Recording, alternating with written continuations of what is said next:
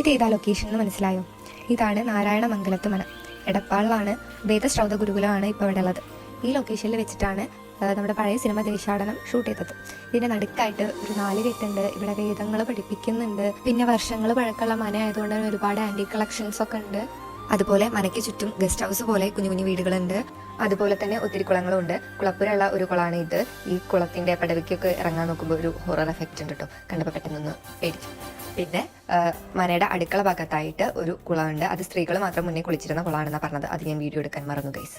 പിന്നെ അവിടെ മനയ്ക്ക് തൊട്ടടുത്തായിട്ട് തന്നെ ഒരു ക്ഷേത്രമുണ്ട്. അവിടെ നിത്യപൂജയൊന്നുമില്ല, മാസത്തിലാണ് പൂജ ഉണ്ടാവില്ലെന്നാണ് പറഞ്ഞത്. പിന്നെ ക്ഷേത്രത്തിനോട് ചേർന്നൊരു വലിയ ക്ഷേത്രക്കുളമുണ്ട്. ക്ഷേത്രക്കുളത്തിലൊക്കെ ആളുകൾ കുളിക്കാൻ വരാറുണ്ടെന്ന് പറഞ്ഞു.